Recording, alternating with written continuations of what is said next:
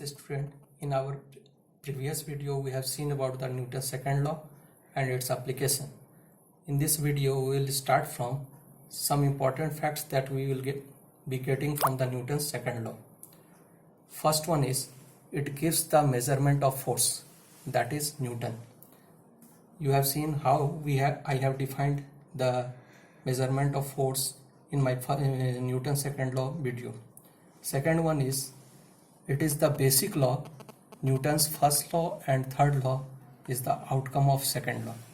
We will apply the second law to get the first law in this video. Already we have seen that force is equal to mv minus mu by t, that is change in momentum, linear momentum divided by time. If no external force is applied, that means F is equal to 0, it shows that mv minus mu by t is equal to 0, and that will be mv minus mu is equal to 0. So clearly v is equal to u. That means body is moving with constant velocity if no external force is applied. This is the first law. You have seen the statement of the first law. If no external force is applied, the body moves with body is either in rest or in uniform motion. Here the body is in uniform motion in the absence of external force. The third point is that if the body moves with constant velocity, the acceleration is equal to 0 and no external force is there, that is external force is equal to 0. We can use this formula, that is F is equal to mv minus mu by t. If the body is moving with constant velocity, that means v is equal to u, and this whole term will become 0.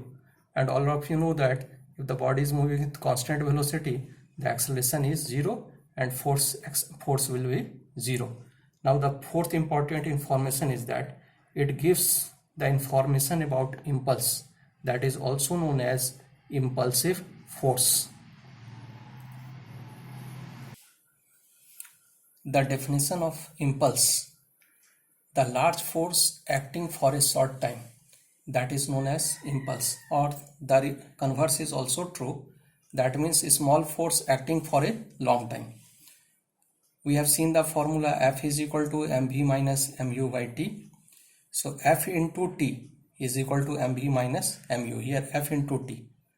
This is the impulse or impulsive force, that means large force acting for a short time or small force acting for a long time. Or you can say that change in momentum, that can be also impulse. The unit of impulse is Newton second, that is force into time it is there. So unit of force is Newton and time is second. Now from this one clearly the area of force time graph gives impulse because F into t is there. I have given a graphical situation here.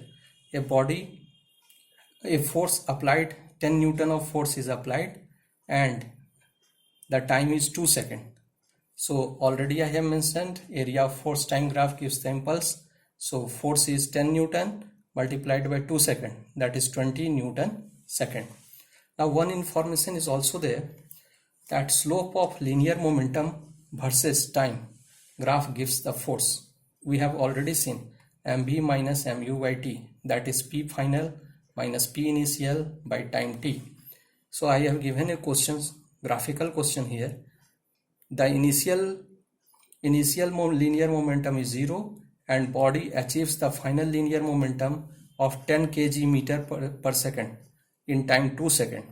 So what is the force? The force is equal to the slope of this one, that is pf minus pi. Pf stands for final linear momentum, pi stands for initial linear momentum divided by time t. So initial linear momentum is 0, it starts here, and the final linear momentum is 10 divided by time t. So 10 by 2, that is 5 Newton.